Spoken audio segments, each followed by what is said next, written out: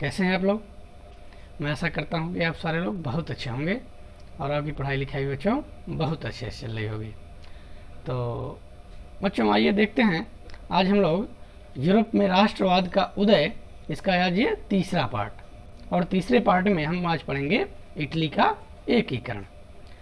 तो बच्चों जिस तरीके से हम लोग जर्मनी का एकीकरण पढ़े हैं, आपने देखा था कि प्रधानमंत्री बिस्मार्क जो है अपने रक्त और लौह नीति को अपनाया था और 3 युद्धों के माध्यम से, हाँ, ये कौन कौन से 3 युद्ध थे आपको याद हो गया होगा, नहीं याद हो गया तो जरूर इसको दोहरा लें। 3 युद्धों के माध्यम से आप देखिएगा कौन कौन से थे, और इनके माध्यम से जो हो जर्मनी का एकीकरण का कार्य पूरा कर लिया था। और आपको यह भी याद होगा कि जर्मनी में जो है प्रशा एक महत्वपूर्ण राज्य था, और यही प्रशा का जो सम्राट था विलियम प्रथम, तो प्रशा का सम्राट ही जो है जर्मनी के एकीकरण में महत्वपूर्ण भूमिका निभाया था, पूरे जर्मनी को एक किया था बच्चों। और यही प्रशा ही शुरुआत किया था और बाद में सबको मिला करके जर्मनी का नाम दिया गया था। ठीक है बच्चों, तो इसी प्रकार से आइए हम देखते हैं इटली का एकीकरण किस प्रकार से हुआ और कैसे हुआ। तो देखें बच्चों, इटली में क्या हुआ कि इटली का जो महत्वपूर्ण राज्य था वो था जो है ये आपका पीटमांड सार्डिनिया। तो जिस प्रकार से ये जर्मनी था, प्रशा था जर्मनी का राज्य, उसी प्रकार से बच्चों जो है ये पीटमांड सार्डिनिया बहुत महत्वपूर्ण राज्य था ये, और इसी ने शुरुआत की, पीटमांड सार्डिनिया ने। और इसका जो सम्राट था बच्चों विक्टर इमैनुअल द्वितीय। पीटमांड, ये देखिए ये पीटमांड सार्डिनिया, तो याद रखिएगा ये पीटमांड सार्डिनिया एक ही राज्य था, ये अलग अलग नहीं थे। तो जब भी पीटमांड सार्डिनिया की बात आए आप समझ जाएं इटली की बात हो रही है। और इसके अलावा देखें Lombardy, Parma, Modena, Tuscany, Sicily, Naples और रोम। बच्चों इन सभी राज्यों को आप याद कर लीजिएगा बहुत अच्छे से, ये सभी जो अलग अलग राज्य थे इनको याद कर लीजिएगा आप। अब इन्हीं को एक में मिलाना है, इन्हीं राज्यों को जो है एक में मिलाना है, इसी को हम कहेंगे एकीकरण बच्चों, इटली का एकीकरण। तो देखिए किस प्रकार से, तो अब ध्यान दीजिएगा कि इस समय जो है पीटमांड सार्डिनिया का जो सम्राट था वो कौन था बच्चों, तो वो था विक्टर इमैनुअल द्वितीय। विक्टर इमैनुअल द्वितीय इसमें जो है सम्राट था। देखें आगे, तो इन इतने राज्यों में जो है विभाजित था। आगे देखें तो जुसेपे मैत्सिनी ने इटली के एकीकरण में योगदान दिया। मैत्सिनी कौन था बच्चों, तो मैत्सिनी वहाँ का एक क्रांतिकारी था, और इसने जो है इटली में देशभक्ति की भावना जगाने के लिए, हैं, देशभक्ति की भावना जगाने के लिए जो है 2 संस्थाओं का जो है इन्होंने गठन किया। कौन कौन से बच्चों, यंग इटली और यंग यूरोप। याद रखिएगा बहुत बार परीक्षा में पूछा जाता है कि यंग इटली और यंग यूरोप, ये यंग इटली और यंग यूरोप के गठन किसने किया, तो याद रखिएगा किसने किया बच्चों, तो ये है यंग इटली। आप देख रहे हैं ये यंग इटली है, और यंग इटली के बाद यंग यूरोप। हाँ, तो यंग इटली और यंग यूरोप, इन दोनों को बहुत अच्छे से याद रखिएगा कि यंग इटली और यंग यूरोप किसने, तो जुसेपे मैत्सिनी ने। बिल्कुल इतनी चीज़ों को याद रखना है आपको बच्चों, मैत्सिनी। ठीक है, बाद में जो है जुसेपे गैरीबाल्डी भी इन संस्थाओं में शामिल हो गया। तो यंग इटली यंग यूरोप का निर्माण किसने किया, जुसेपे मैत्सिनी ने। कब किया, 1834 में। क्यों किया, इटली में देशभक्ति की भावना जगाने के लिए। बाद में इसमें गैरीबाल्डी भी जुड़ गया था, याद रखिएगा।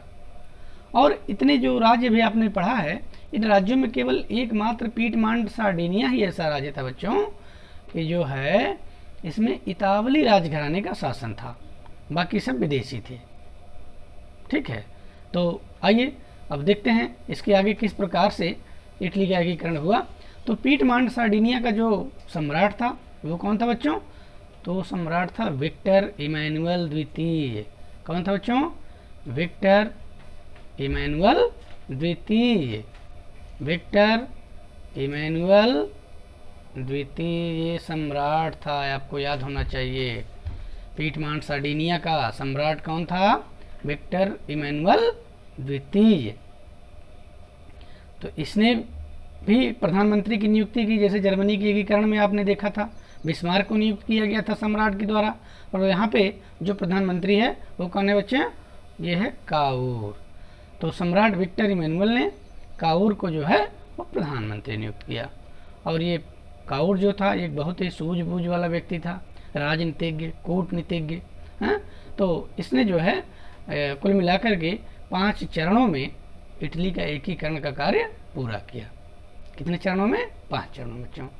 तो कौन कौन से, वही पीटमांट सार्डिनिया, याद है ना आपको, कितने राज्यों का करना है, तो Piedmont Sardinia, Lombardy, Parma, Modena, Tuscany, Sicily, Naples और रोम, इन सबको याद कर लीजिएगा। देखिए इन्हीं का जो है वो करना है। कौन कौन से, फिर से एक बार देखें, फिर से एक बार देखते हैं कौन कौन से बच्चों। तो देखें पीटमांड, ये जो है पीटमांड सार्डिनिया, पीटमांड सार्डिनिया बच्चों, और ये देखिए पीटमांड सार्डिनिया है, और इसके अलावा जो है Sicily, Naples, Lombardy, Parma, Modena, Tuscany, इन राज्यों का। ठीक है बच्चों, तो इतने राज्यों का जो है वो एकीकरण होना था। और जो है आगे देखिए, आगे हम बात करते हैं तो किस तरीके से जो है ये हुआ। देखिए तो पहले चरण में देखिए, तो पहले चरण में देखिए काउर जो प्रधानमंत्री था एक प्रतिभा संपन्न व्यक्तित्व वाला व्यक्ति था बच्चों काउर। इसने इंग्लैंड तथा फ्रांस इससे जो है क्या किया, एक समझौता कर लिया, सहायता मांगा, सहानुभूति प्राप्त कर ली। अर्थात इन देशों ने कहा कि भाई चलो ठीक है हम तुम्हारी सहायता करेंगे। तो सबसे पहला काम इसने यही किया कि दूसरे देशों से इसने सहायता लेनी शुरू की। और एक चीज़ याद रखिएगा कि लोम्बार्डी और वेनेशिया बच्चों, लोम्बार्डी और वेनेशिया, तो लोम्बार्डी और वेनेशिया पे बच्चों ये अधिकार था किसका, ऑस्ट्रिया का। ये लोम्बार्डी और वेनेशिया, तो ये लोम्बार्डी और ये वेनेशिया, इन दोनों पर ऑस्ट्रिया का अधिकार था। मिलना किस में है, पीटमांट सार्डिनिया में मिलना है। तो इसका मतलब है कि भाई ऑस्ट्रिया से युद्ध करना पड़ेगा तभी तो वो छोड़ेगा। बिल्कुल वही हुआ। तो काउर जो प्रधानमंत्री था बच्चों, वह फ्रांस से सहायता ले लिया था। फ्रांस ने आश्वासन दे दिया था कि हमारी सेना आपकी मदद करेगी, आपकी रक्षा करेगी। ठीक है बच्चों, वह भी यही। तो फ्रांस के साथ मिल करके, मतलब फ्रांस और पीटमांड की संयुक्त सेनाएं जो हैं, ये दोनों मिल करके ऑस्ट्रिया के विरुद्ध युद्ध की घोषणा कर दी। अर्थात ऑस्ट्रिया से युद्ध शुरू हो गया और अंततः जो है ऑस्ट्रिया की पराजय हुई। ऑस्ट्रिया हार गया ये युद्ध। ठीक है बच्चों, तो ऑस्ट्रिया हार गया तो फिर संधि हुई। आप जानते हैं हर युद्ध के बाद संधि ही होती है। तो संधि के अनुसार जो है केवल लोम्बार्डी जो है पीटमांड को मिला, लेकिन वेनेशिया अभी भी जो है ऑस्ट्रिया के ही अधिकार में रहा। तो इस युद्ध में केवल लोम्बार्डी ही जो है मिल पाया किसमें, पीटमांड सार्डिनिया में। तो पहले चरण में आपसे पूछा जाए कि पहले चरण में किसका एकीकरण हुआ, तो हम कह सकते हैं लोम्बार्डी का एकीकरण हुआ बच्चों। और लोम्बार्डी किसके अधिकार में था, तो ऑस्ट्रिया के अधिकार में रहा। लेकिन वेनेशिया अभी भी ऑस्ट्रिया के अधिकार में है, आगे इसका एकीकरण होगा। ठीक है बच्चों, तो ये पहले चरण में।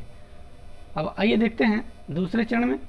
तो देखिए दूसरे चरण में जो है बहुत महत्वपूर्ण सफलता मिली इटली को। कौन कौन से बच्चों, तो इसमें हम देखेंगे कि पार्मा, मोडेना और टस्कनी। पार्मा, मोडेना और टस्कनी हमें देखना है। पार्मा, मोडेना और टस्कनी बच्चों, ये 3 राज्यों का जो है इसमें एकीकरण होता है। ये है पार्मा, देखिए पार्मा, मोडेना और टस्कनी। तो देखिए जिस समय जो है ऑस्ट्रिया और पीटमांड युद्ध चल रहा था, है ना, इसके पहले आपने देखा था प्रथम चरण में लोम्बार्डी के समय। तो जिस समय युद्ध चल रहा था बच्चों, उसी समय क्या हुआ कि ये तीनों रियासतें, कौन कौन सी, पार्मा, मोडेना और टस्कनी। पार्मा, मोडेना और टस्कनी, ये तीनों रियासतें जो हैं अपने शासकों के विरुद्ध युद्ध की घोषणा कर दी। क्यों घोषणा कर दी बच्चों युद्ध की, क्योंकि ये जो शासक थे ये जो है इनके ऊपर अत्याचार करते, निरंकुशता रहता है, निरंकुश शासक थे, ये सब जो है जनता पर अत्यधिक कर लगा देना, उनके जो है उनके साथ न्याय नहीं करना, उनको क्या तकलीफ़ है, क्या परेशानी है, वो ध्यान न देते हुए केवल अपने ही भोग विलास में लगे रहना, तो जनता परेशान थी, त्रस्त थी। इसलिए जो है पार्मा मोडेना टस्कनी रियासतों की जो जनता थी वो अपने शासकों के विरुद्ध विद्रोह कर दिया। मौका मिल गया जब युद्ध चल रहा था ऑस्ट्रिया और पीटमांड का, और फलतः क्या हुआ कि वहाँ की जनता का एक जनमत संग्रह कराया गया। बच्चों, जनमत संग्रह क्या होता है तो ध्यान दें, ये जनमत संग्रह कराया गया। देखें तो ये जनमत संग्रह कराया गया बच्चों। तो जनमत संग्रह होता क्या है कि लोगों का राय लेना, लोगों का राय लेना कि भाई आप लोग कहाँ रहना चाहते हैं, कि पीटमांड सार्डिनिया में रहना चाहते हैं कि जहाँ पे हैं यहीं पे रहना चाहते हैं। तो उनका राय लेने के लिए जो प्रक्रिया अपनाई जाती है उसको कहा जाता है जनमत संग्रह। तो वहाँ की अधिकांश जनता ने पीटमांड सार्डिनिया में रहने का जो है अपना डिसीजन लिया, मतदान किया पीटमांड की तरफ, और परिणाम स्वरूप क्या हुआ कि इन सब राज्यों को पीटमांड सार्डिनिया में मिला लिया गया। कौन कौन से बच्चों? पार्मा, मोडेना और टस्कनी, याद रखिएगा। तो दूसरे चरण में किसका किसका एकीकरण हुआ बच्चों? पार्मा, मोडेना और टस्कनी, पार्मा, मोडेना और टस्कनी, याद रखिएगा। ये दूसरे चरण में पार्मा, मोडेना, टस्कनी। पहले चरण में क्या था? लोम्बार्डी। बिल्कुल। अब आइए हम चलते हैं तीसरे चरण की ओर। तीसरे चरण में क्या हुआ बच्चों? तो देखिए तीसरे चरण में क्या हुआ बच्चों कि तीसरे चरण में जो है ये देखिए सिसिली और नेपल्स। तीसरे चरण में किसका किसका एकीकरण होना है? तो सिसिली और नेपल्स का बच्चों। तो 1860 में ही सिसिली के निवासी जो है नेपल्स के शासक, दोनों मिल करके, सिसिली नेपल्स मिल करके, जो नेपल्स का शासक था फ्रांसिस द्वितीय, इसके विरुद्ध युद्ध की घोषणा कर दी। क्यों युद्ध की घोषणा कर दी? आपको मालूम है, अत्याचार से पीड़ित होकर के, निरंकुशता से पीड़ित होकर के तो विद्रोह कर दिया। और इन विद्रोहियों का जो सहयोग मिला वो किसका मिला? गैरीबाल्डी का, जुसेपे गैरीबाल्डी। कौन गैरीबाल्डी? वही बच्चों जो मैथ्सिनी के साथ यंग इटली और यंग यूरोप में शामिल हो गया था। आगे चल करके यही गैरीबाल्डी जो है ये क्रांतिकारियों के साथ मिल करके जो है तीसरे चरण में सिसिली और नेपल्स का एकीकरण इटली में कराने में जो है वो बहुत महत्वपूर्ण भूमिका निभाई थी। तो यही था बच्चों ये गैरीबाल्डी। तो इन क्रांतिकारियों को जो है गैरीबाल्डी की सहायता मिल गई, और गैरीबाल्डी भी अपना एक जो है कह सकते हैं सेना की टुकड़ी बनाया हुआ था। तो ये मिल गई कि क्रांतिकारियों के साथ, तो इनका पक्ष जो है मजबूत हो गया, और अपने शासकों के साथ जो है एक घोर जो है विरोध किया, और इनके साथ शासन को लेकर के, इनके जो है उत्तराधिकार को लेकर के कह सकते हैं कि इन्होंने विद्रोह कर दिया गैरीबाल्डी की मदद से बच्चों। ठीक है। और हुआ क्या कि गैरीबाल्डी की सहायता से ही, देखो बच्चों आगे थोड़ा सा टाइपिंग में मिस्टेक है, इसके बाद आप लोग नोट कर लें। यहाँ इसके बाद कट गया है तो टाइपिंग में मिस्टेक है, थोड़ा आप लोग नोट कर लें। इसके बाद मैं बोल रहा हूँ, तो गैरीबाल्डी की सहायता से सिसिली तथा नेपल्स को भी इटली में मिला लिया गया। गैरीबाल्डी की सहायता से सिसिली तथा नेपल्स को भी इटली में मिला लिया गया। ठीक है बच्चों, इटली में मिला लिया गया। किसको किसको? सिसिली और नेपल्स को। ठीक है बच्चों, ये नेपल्स है और सिसिली आप लोग कर लेंगे, यहाँ पे है सिसिली। ठीक है बच्चों, तो ये सिसिली और नेपल्स कितने चरण में? तीसरे चरण में, याद रखिएगा। तो किसका तीसरे चरण विलीनीकरण हुआ? सिसिली और नेपल्स। किसके सहयोग से? तो कहेंगे गैरीबाल्डी के सहयोग से। आइए बच्चों हम बात करते हैं चौथे चरण में। आइए देखते हैं चौथे चरण में क्या हुआ। तो चौथे चरण में देखें 1861 में ही तीसरा चरण पूरा करके, सिसिली नेपल्स का एकीकरण जो है पूरा करके, प्रधानमंत्री जो काऊर हैं वो इस दुनिया से चल बसे बच्चों, चले गए इस दुनिया से, उनकी मृत्यु हो गई। अब सीधे सीधे एकीकरण का बागडोर जो था वो आ गया किसके हाथों में? तो सम्राट विक्टर इमैनुअल द्वितीय के हाथों में आ गया बच्चों। अभी भी कौन कौन से 2 राज्य, याद रखिएगा कौन कौन से, ये 2 राज्य बच्चों, 2 राज्य कौन, वेनेशिया और रोम, ऊपर से मिला लीजिएगा, वेनेशिया और रोम, ये 2 राज्य अभी भी जो है इटली के अधिकार में, पीठमांड के अधिकार में नहीं थे। तो देखिए इन्हीं का चौथे चरण में किसका होता है, फिर 5वें चरण में। तो चौथे चरण में वेनेशिया का एकीकरण होता है और 5वें चरण और अंतिम चरण में रोम का बच्चों। देखिए वेनेशिया का कैसे हुआ, वेनेशिया का इस प्रकार से एकीकरण हुआ कि जर्मनी का जब एकीकरण चल रहा था तो आपको याद होगा बच्चों, जर्मनी के एकीकरण के समय ऑस्ट्रिया प्रसा युद्ध हुआ था, याद है ना। क्यों ऑस्ट्रिया प्रसा युद्ध हुआ था, कील बंदरगाह को लेकर के, याद होगा आपको, हाँ, हालस्टीन और स्लेस्विग जो डचियाँ थीं, हाँ, तो कील बंदरगाह को लेकर के ऑस्ट्रिया और प्रसा में युद्ध हुआ था। तो जब ऑस्ट्रिया और प्रसा का युद्ध हो रहा था उसी समय वेनेशिया की जनता भी विद्रोह कर रही थी उसी समय, और फिर वहाँ भी जो है ये मौका मिल गया विक्टर इमैनुअल को इस समय जो है उस विद्रोह का लाभ उठा करके वहाँ पे जनमत संग्रह करा दिया कि भाई कौन कौन पीठमांड में रहना चाहते हैं, कौन जहाँ पे हैं पहले की तरह रहना चाहते हैं। तो बच्चों क्या हुआ, फिर जो है वहाँ भी जनमत संग्रह कराया गया, और इस जनमत संग्रह में क्या हुआ कि वेनेशिया के अधिकांश लोग जो है पीठमांड के साथ रहना पसंद किए, और अंततः वेनेशिया को भी इटली में मिला लिया गया बच्चों। किसके कब्जे में था वेनेशिया, तो ऑस्ट्रिया के कब्जे में था, याद रखिएगा, ऑस्ट्रिया के कब्जे में था ये वेनेशिया। और कौन था, लोम्बार्डी, पहले चरण वाला। तो लोम्बार्डी और वेनेशिया ये दोनों ऑस्ट्रिया के अधिकार में थे, और दोनों आगे कहाँ पे, पीठमांड के अधिकार में। चौथे चरण में बच्चों आ गया वेनेशिया। अब हम बात करते हैं अंतिम चरण में, 5वें चरण में देखते हैं क्या हुआ बच्चों। तो 5वें चरण में अब आपको याद होगा कि अब केवल कौन सा, केवल एक राज्य बच गया है, वो कौन है, रोम। बाकी तो सबका हो गया, ऊपर से देख लीजिएगा, केवल अब रोम ही बचा। तो रोम बस केवल मिलना था इटली में, पीठमांड में। देखिए रोम कैसे मिला, देखिए रोम की भी उसी प्रकार से कहानी है। रोम की भी जनता त्रस्त थी, वहाँ पे पोप का शासन था। पोप जो है ईसाइयों के सबसे बड़े जो है कह सकते हैं कि जैसे फादर होते हैं, फादर के ऊपर बिशप होते हैं, उनके ऊपर जो है पोप होते हैं, है ना। तो इस तरीके से जो है बच्चों वहाँ पे रोम में जो है पोप का अधिकार था। लेकिन रोम की रक्षा कर रही थी फ्रांसीसी सेनाएं, फ्रांस की सेना जो है रोम की रक्षा कर रही थी।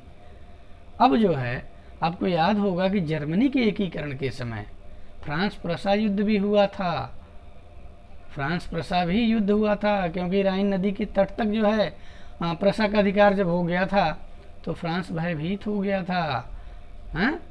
और जो है फिर युद्ध हुआ फ्रांस और ऑस्ट्रिया में, फ्रांस और प्रसा में।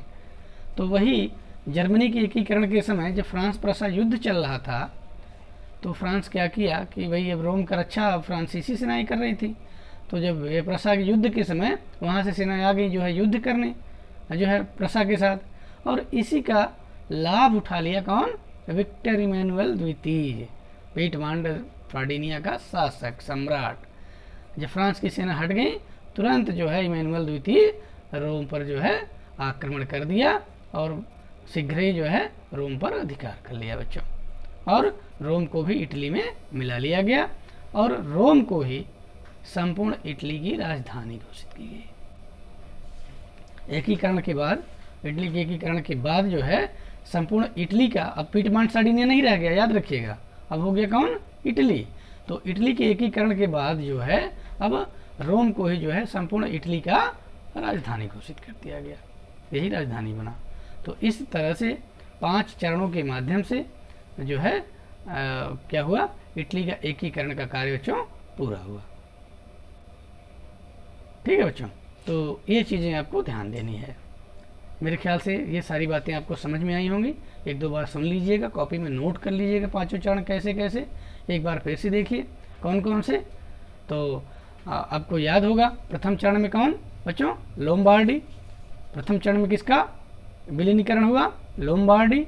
दूसरे चरण में पार्मा मोडेना टस्कनी, तीसरे चरण में बच्चों सिसिली और नेपल्स, चौथे चरण में वेनेसिया और पांचवें चरण में रोम। ठीक है बच्चों, सारी बातें आप मेरे ख्याल से बहुत अच्छे से समझ गए होंगे, इसको आसानी से लिख सकते हैं। तो इस तरीके से बच्चों ये चैप्टर हम लोग आज पूरा कर रहे हैं, ये यूरोप में राष्ट्रवाद का उदय। ये जितने 3 वीडियो हैं हमारे, ये तीनों अच्छे से आप कर लीजिएगा और इससे बाहर से प्रश्न यूपी बोर्ड में नहीं आएंगे, इतना ध्यान रखिएगा। चाहे विस्तृत उत्तरीय प्रश्न हो, चाहे लघु उत्तरीय प्रश्न हो, चाहे बहुविकल्पीय प्रश्न हो, चाहे अति लघु उत्तरीय प्रश्न हो, ये सारे के सारे जो है इन तीनों वीडियो के माध्यम से कवर हो गए होंगे। इसमें अनेकों प्रश्न आपके बनेंगे, इसको अच्छे से कर लीजिएगा, मेरे ख्याल से सारी बातें आपको समझ में आ जाएंगी। कोई भी प्रश्न ऐसे छूटने वाला नहीं है बच्चों, इतना ध्यान रखिएगा। चाहे छोटा से छोटा जो भी प्रश्न बनेगा इसी सब में से बनेगा। ठीक, और एक बात और ये करनी है आपसे कि ये जो एनसीईआरटी किताब आपकी है, इस किताब में जो प्रश्न दिए गए हैं, ये यूरोप में राष्ट्रवाद का उदय का जो प्रश्न है, इन प्रश्नों के उत्तर आपको इसी वीडियो के डिस्क्रिप्शन बॉक्स में मिल जाएगा। तो डिस्क्रिप्शन बॉक्स में से जो है सारे प्रश्नों के उत्तर वहाँ से भी आप नोट कर सकते हैं। ठीक है बच्चों, तो यहीं पे हम समाप्त कर रहे हैं। और एक ये है कि आप लोग अच्छे से इसको करिएगा। ठीक है बच्चों, सारी बातें, फिर भी कोई बात समझ में नहीं आती है, कुछ डाउट है, तो आप जो है सीधे हमें कमेंट कर सकते हैं, कमेंट के माध्यम से हमें बताइएगा क्या प्रॉब्लम है। ठीक है बच्चों, ओके, थैंक यू बच्चों।